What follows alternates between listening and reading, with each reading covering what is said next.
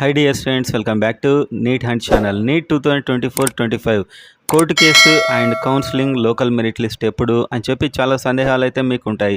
So దానికోసమే ఈ video చూసే ముందు సీరియస్గా కౌన్సిలింగ్ కోసం వెయిట్ చేసే స్టూడెంట్ వీడియోని లైక్ చేసి సబ్స్క్రైబ్ చేసుకోండి. యూస్ఫుల్ ఇన్ఫర్మేషన్ అయితే మీకు డైరెక్ట్గా ఇవ్వడం జరుగుతుంది. సో వీడియోలోకి వెళ్ళినట్లయితే కోర్టు కేసు ఈ 18th పోస్ట్ పోన్ అయింది, మీకు తెలుసు. అండ్ కేంద్రం కూడా 3వ వారంలో కౌన్సిలింగ్ స్టార్ట్ చేస్తామని చెప్పింది.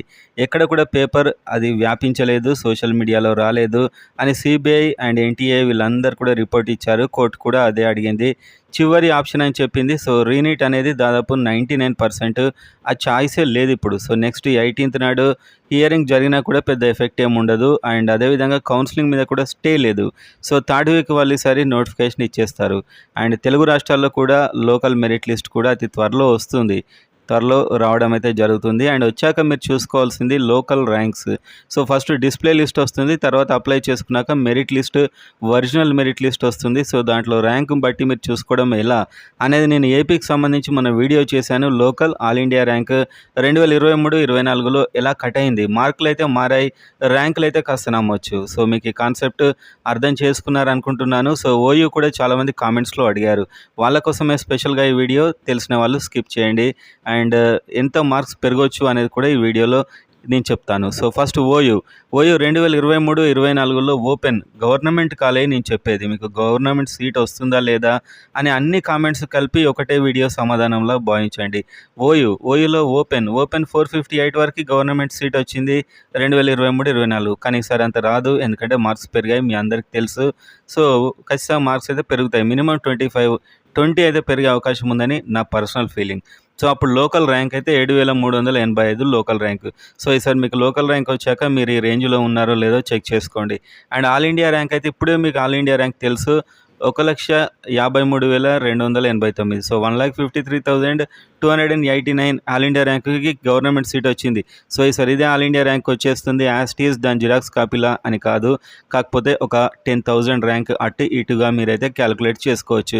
సో ఇదైతే రేంజ్లో మీరు భావించండి. నెక్స్ట్ BCA 394 ప్రభుత్వ కాలేజీలో సీట్ రావడం జరిగింది. లోకల్ ర్యాంక్ అప్పుడు 12,633, all India rank 2,39,443.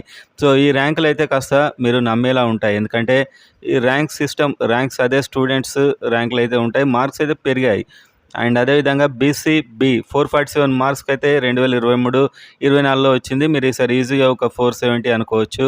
And local rank 8,278, all India rank 1,66,335కి అప్పుడు వచ్చింది. సో ఇప్పుడు ఇదే ర్యాంక్ దగ్గర మార్క్స్ చూస్తే చాలా చాలా ఎక్కువగా ఉండే అవకాశం ఉంది.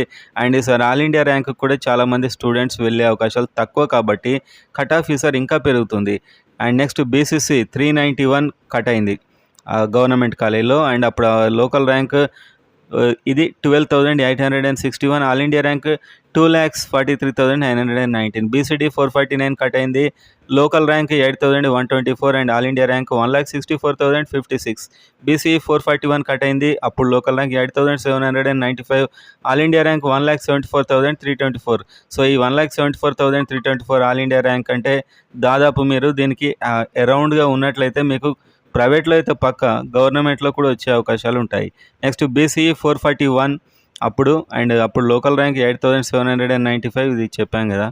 SC 407 marks, local rank 11,537, all India rank 2,19,550. ST 415 10,904 local merit లిస్ట్లో మీకు ఈ ర్యాంక్. అంటే డిస్ప్లేలో దాదాపు ఇది ఎంత ఉంటుందని, డిస్ప్లే కాకుండా నెక్స్ట్ వచ్చే మెరిట్ లిస్ట్ అది original local merit list. And all India rank 2,08,457. So ఈ విధంగా అయితే ఉంటుంది ఫ్రెండ్స్. అండ్ మొత్తానికైతే ఈ ర్యాంక్స్ మీరు ఈ రేంజ్లో ఉన్నారా చూసుకోండి. ఈ రేంజ్లో దాదాపు 5,000 10,000 అటు ఇటు ఉన్నా కూడా మీరు చాలా సేఫ్ ఆల్ ఇండియాకి. లోకల్కి అయితే దాదాపు ఒక 500-600 అటు ఇటుగా ఉంటే మీకు ఛాన్స్ ఉంటుంది అని మీరైతే భావించండి.